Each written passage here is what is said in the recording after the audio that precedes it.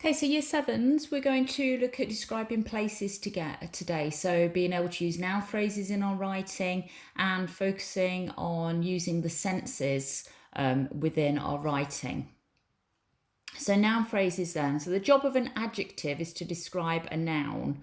So we're going to place two adjectives in front of these nouns to make a noun phrase. So we've got something, something water, something, something ice, something, something night, something, something problem, something, something face.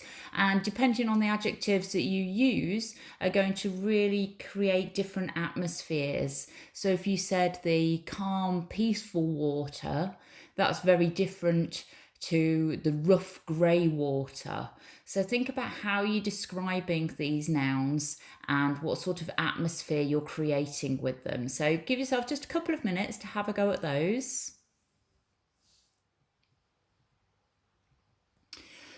So we're now going to read an extract from Skellig, and then we've got some activities to do based on the piece of writing. Let's have a look at the piece of writing to begin with. Something little and black scuttled across the floor. The door creaked and cracked for a moment before it was still. Dust poured through the torch beam. Something scratched and scratched in a corner. I tiptoed further in and felt spider webs breaking on my brow. Everything was packed in tight. Ancient furniture, kitchen units, rolled up carpets, pipes and crates and planks. I kept ducking down under the hose pipes and ropes and kit bags that hung from the roof. More cobwebs snapped on my clothes and skin. The floor was broken and crumbly. I opened a cupboard an inch, shone the torch in and saw a million woodlice scattering away. I peered down into a great stone jar and saw the bones of some little animal that had died in there. Dead bluebottles were everywhere. There were ancient newspapers and magazines. I shone the torch onto one and saw that it came from nearly 50 years ago. I moved so carefully. I was scared every moment that the whole thing was going to collapse. There was dust clogging my throat and nose. I knew they'd be yelling for me soon. I knew I'd better get out. I leaned across a heap of tea chests and shone the torch into the space behind. And that's when I saw him. Okay. So we've got 3 questions here that you're going to have a go at doing. Each of the questions is quite detailed. So if you listen carefully, and then you'll be able to go back to the extract and answer them. Question 1. Fairly simple, but we've got 3 things to do. List the things that Michael, firstly, what he can see, secondly, what he can hear, and then thirdly, what he can feel. So we are focusing on more than one of the senses here. So there's going to be much more that he can see than what he can hear and feel, but still quite a lot what he can hear and feel. Question 2. Look more closely at how the writer adds variety to his description and makes it interesting. Here are the first 5 sentences of the paragraph. So we've got numbers 1, 2, 3, 4 and 5. They're the first 5 sentences. Write down the number of the sentence, and for each one, note which of the 5 senses is being used, any repetition of word or letter sounds, and any words that seem particularly interesting or unexpected. Let's just do the first one together. So for the first sentence, something little and black scuttled across the floor. So which of the 5 senses is being used there?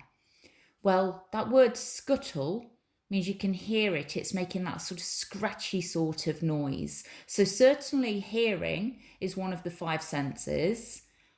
But if they've described it as little and black, then they must also be able to see it, to know the size of it and the colour of it. So it would be sight and hearing are the 2 senses that are being used there.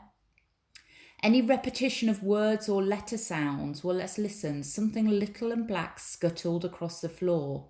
Little, scuttle. They've both got that utl sound at the end of them. So look out for things like that.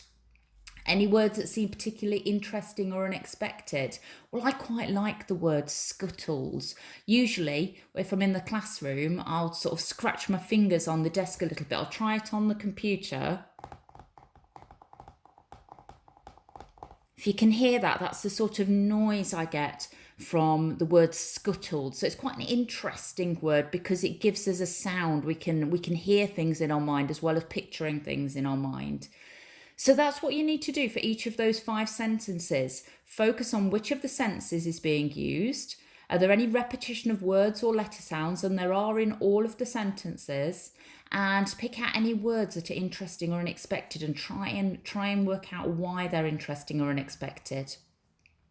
Question 3, again, we've got 3 parts. Part A, David Almond could have written, there were dead blue bottles everywhere, but he chose to write, dead blue bottles were everywhere. Why do you think he did this? So why do you think he's got the dead blue bottles at the beginning of the sentence? Think about why he might have put them there rather than there were dead blue bottles everywhere. 3B, I moved so carefully, could simply be, I moved carefully. So why has the writer included the word so?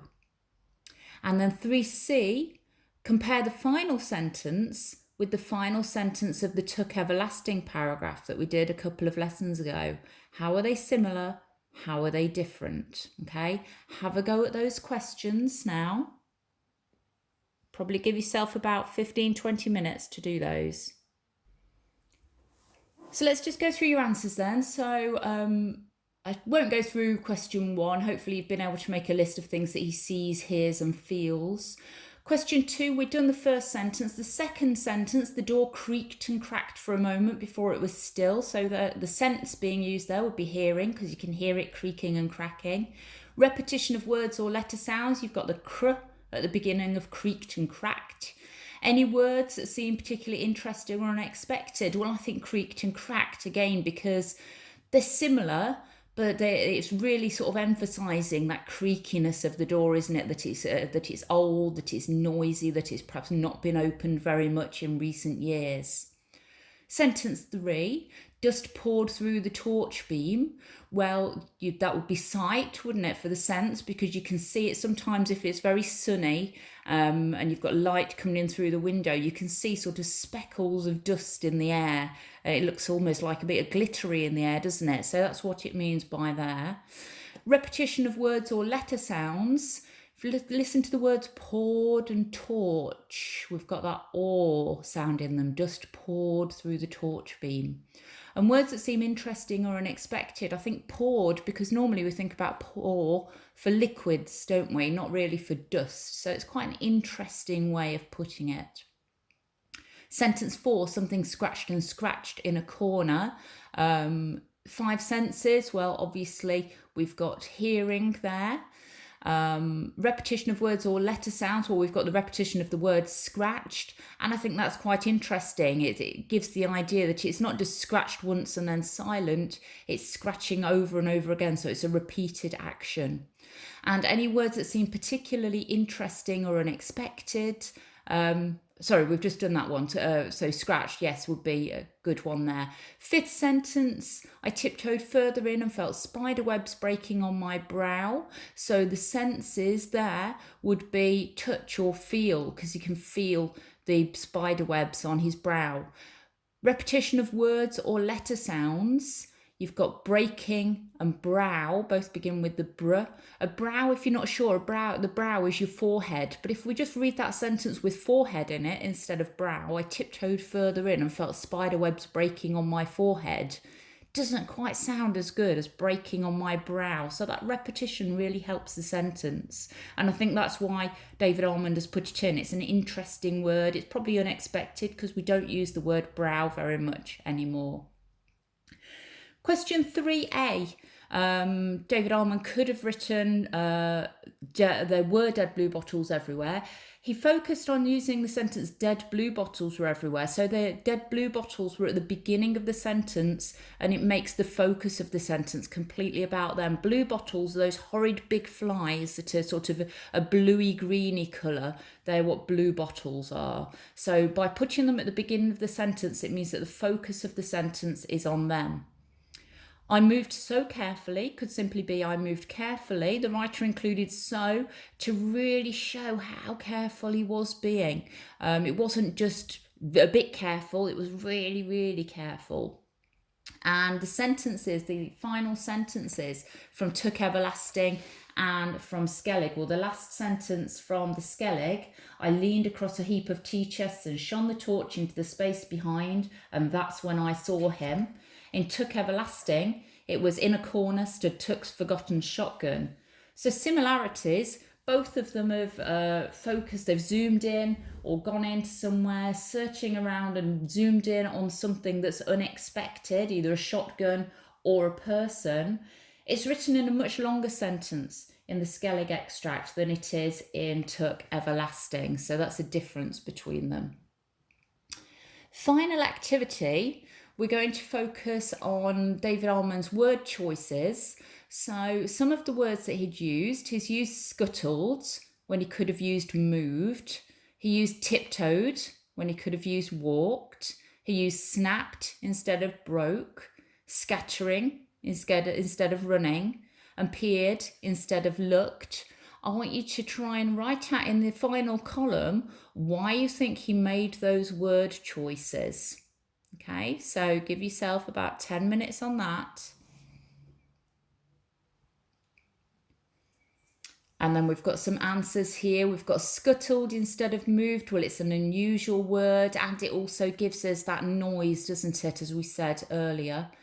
Tiptoed instead of walked. It makes the movement very visual for the reader. We can almost imagine Michael, the character, right up on his toes, being really, really sort of creepy as he walks, rather than just a normal walk, as if you were walking into town for going to the shops.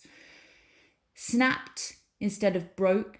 Well, we've got an onomatopoeia there. The word snapped, you can almost hear it, can't you? Words that sound like what they're describing, like pop and whiz and bang. Snapped is also an onomatopoeia. Scattering instead of running. The sound of the word mirrors the action, so you can almost imagine those little insects scattering all over the place, like marbles. If you drop a bag of marbles on the floor, they don't just go in one direction, they go all over the place, and the insects are doing similar things. And the final one, peered instead of looked. Well, peering is sort of a more intense looking, isn't it? And that's what Michael's doing here as he peers into the stone jar and saw the bones of some small animal that had died in there. So he's really looking hard, not just giving it a quick glance. Okay, well done. You've worked hard on that, and we'll come back to more work on creating places next lesson.